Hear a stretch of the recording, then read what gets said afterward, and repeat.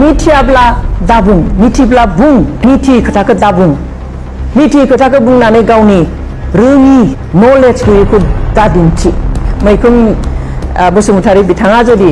मिथियाब्ला बिथाङाथ' मिडियानि मानसि मिथिनो नांगौ गासैबो इनफरमेशन थानांगौ मिडियानि मानसिया माब्ला मा एप्रुभेल फोसावनाय माब्ला पेपाराव फोसावनाय मा थारिखनिफ्राय स्टार्ट जानाय दिनै केसा जोबनानैनो फैबाय मोननै कर्टनिफ्राय आसामाव जोब्बाय आसामाव आरो खुनु लामायानो गैला बिथांमोनखौ बख'नायनि रायजो राजाया गासैबो दिनै रन्जन दैमारि आरो जों लोगोसे 6 जनखौ आरोबाव थैजासिम साजा होनायनि थाखाय बयबो दुखु फोरमायनायखाय बिथांमोननि नाम लायै लायै लिरनायखाय दिनै बिनिफ्राय डाइभार्ट खालामनो नंबां जाबां खोथा फोसावब्ला बोरै जानो फाप नांगोन दाखालि आदा नाब्लाया बुंदों बेफोर जाखायो रिभलिउसनारि सासेनि जिउआव जों मिन्थिखायो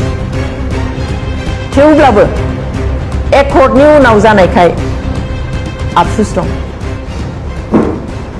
बे ससियेल मिडियायाव माखासे खोथा ओंखारगासिनो दङ जास्ट नट एक्जेक्टलि क्लियारिफिकेशन किन्तु मा जामारनाय दिनै ससियेल मिडियायावहाय जेब्ला साननै सानथाम भार्डिक्ट होनायनिफ्राय दिनैहालागै जेब्ला बयबो बे जेल जानांनायनि बाथ्राखौ लिरगासिनो बुंगासिनो गाबगासिनो फोसावगासिनो बे समावहाय सानैसो मानसिया मा खालामदों बे इस्युखौ डाइभार्ट खालामनो थाखाय सोरनिबा मुं मुंख'नानैहाय गाज्रि पोस्ट होगासिनो दङ पोस्टखौ बयबो होनो हायो जोंबो सोरखौबा एटाक खालामनानै पोस्ट होनो हायो किन्तु जों मानसि हिसाबै जोंहा साननो हानाय गोहो दङ मेलेम इसेब्लाबो दङ बेखाय माखौ पोस्ट होयोब्ला मा जागोन जाया बेखौ साननानै गोसोब्लाबो जोङो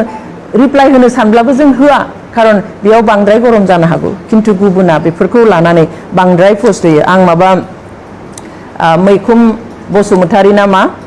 बिथाङा मोनसे पोस्ट होदों जे बोसोरनैसोनि आगोलाव माने खै बोसोरमाननि सिगाङावहाय सापागुरिनि सिगनेट हटेलाव मोनसे मिटिं जादोंमोन बे मिटिंआव फार्स्ट ट्रेकखौ लागोन ना लाया बिनि सायाव सावरायनाय सोर बेखौ लाहोनाय बेबादि मोनसे खोथा बुंदों आं बेखौ जिहेतु आयेनजों जरित खोथा आङो पार्सनेल खोथाबा आं रिप्लाइ होआ आंखौ सोरबा गाज्रि बुंब्लाबो आं मालाबाबो बुङा आं बिनि फिननाय होआ किन्तु बियो आयेनगत खोथा एनडिएफबिनि बे गिदिर जेंनाजों जरित खोथामोन बेयावहाय आं बेखौ बुंनो नागिरदों बिनि सिगाङावबो सोरबाया एसे बुंदोंमोन किन्तु इलेक्शन बोथोराव बुंनायखाय आं बिनि फिनखौ होआखैमोन दा गोदानै बुंफिननायखाय आं बेखौ एसे बुंनो नागिरदों 2017 नि 28 नभेम्बराव सोरखारनिफ्राय मोनसे प्रेस स्टेटमेन्ट ओंखारबाय पेपारफ्राव मिडियाफ्राव जे 1 डिसेम्बरनिफ्राय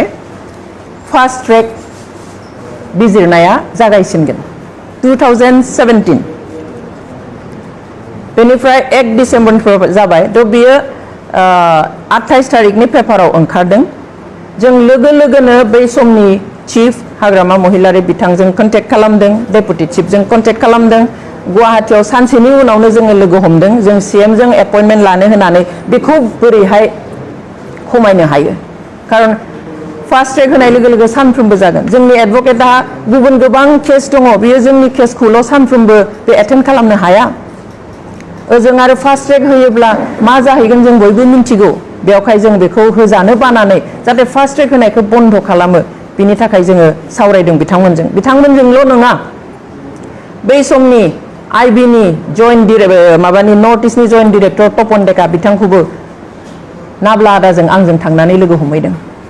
आरो चिफ मिनिस्टारनि लिगेल एडभाइजार सान्तनु भरालीखौबो थांनानै आं लोगो हमहैदों एपइन्टमेन्ट लानानै जे बेखौ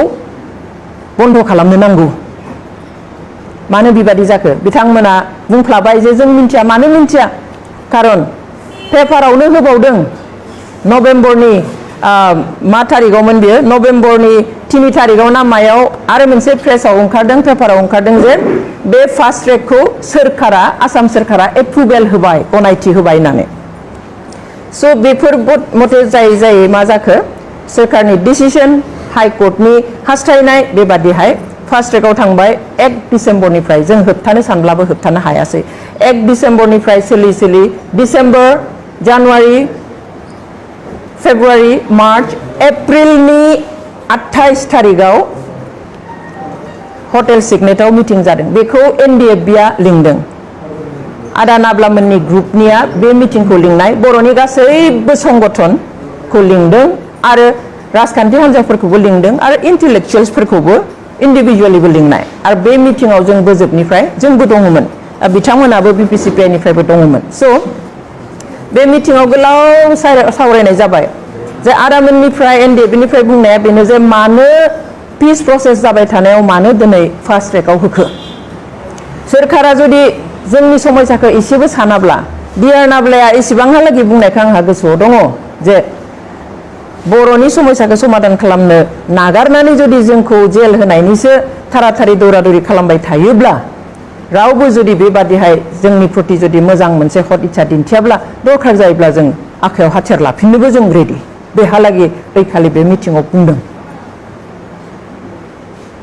बे मिटिंआवहाय प्रमद बर' बिथाङाबो थांदों स्पिच होनानै ओंखारबोदों जोबजासिम गैया लरेन्स इस्लारि बिथाङा खिन्थु जोबजासिम दङमोन गुबुन गुबुन संगठननि साहित्य सभानि गासिबो दङ जोबनायाव मोनसे थांखि लानाय जायो बेयाव बे मिटिंनि थांखिया बेसोमोन जे बे फास्ट ट्रेकखौ बोरै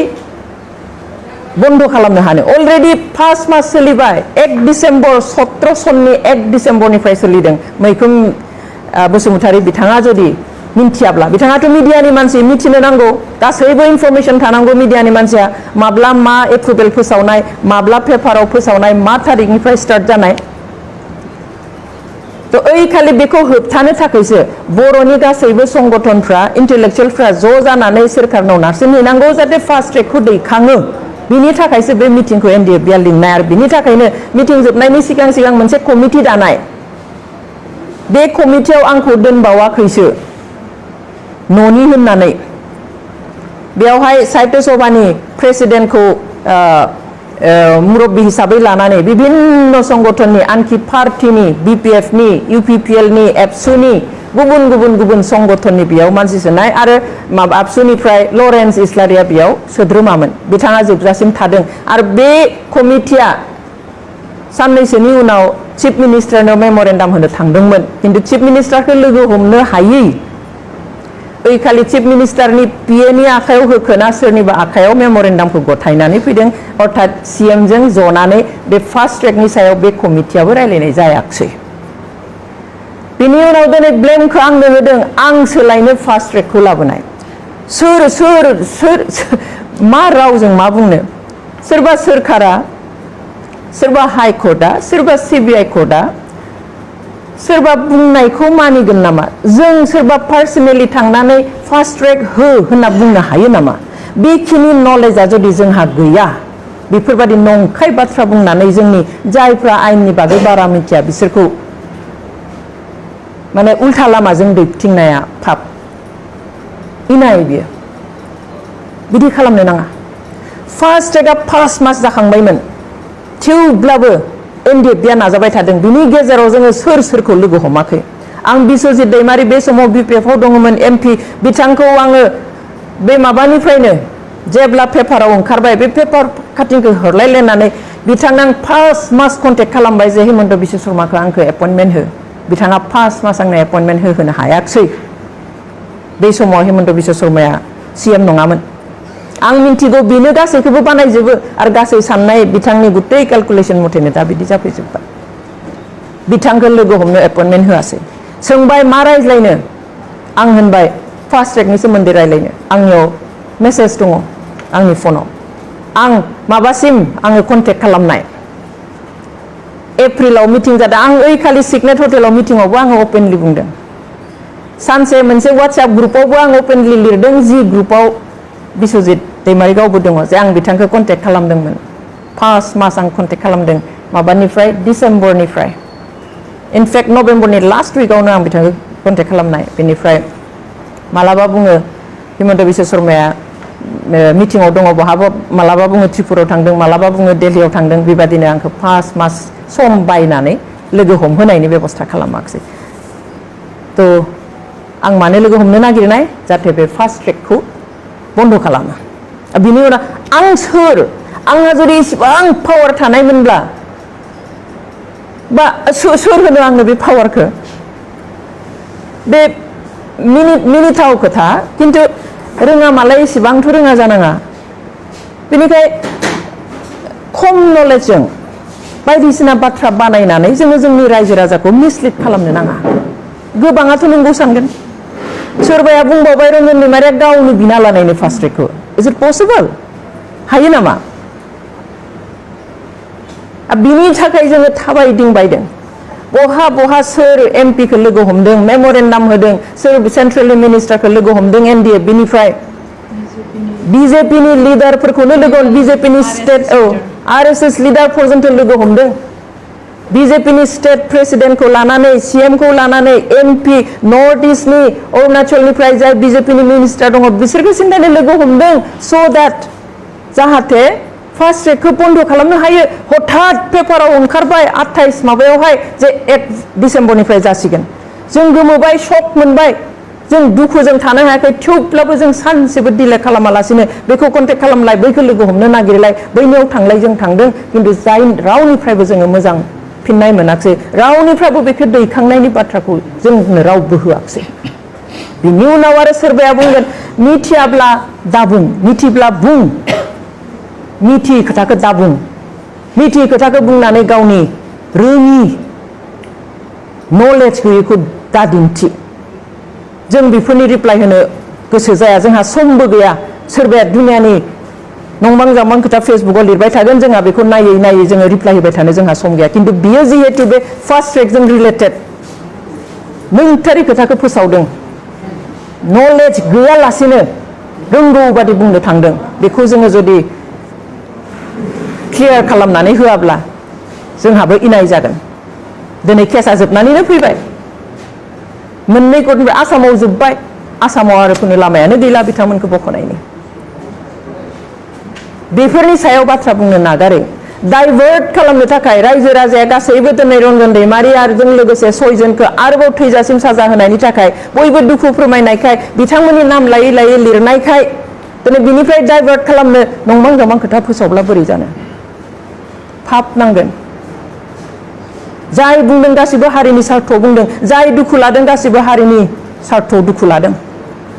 दिनै जेलाव थानायफ्रा गोथां मुंख्लं बिथांमोना दिनै बुंदों दाखालि जर्ज बर'आ बुंदों डन्ट वरी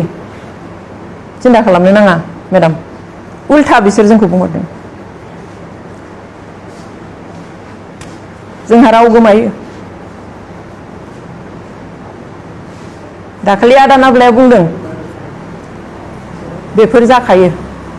रिभलिउसनारिस सासेनि जिउआव जों मिन्थिखायो थेवब्लाबो एकर्डनि उनाव जानायखाय आफसुस दं एकर्डआ जायामोनब्ला एकर्ड खालामहोनानै कनभिक्टेड पार्सनजोंनो एकर्ड खालामनानै थगायामोनब्ला आफसुस हयथ' बिथांमोनहाबो थानाय नङामोन दिनै बिथांमोनहाबो बे बाथ्राया आफसुस दं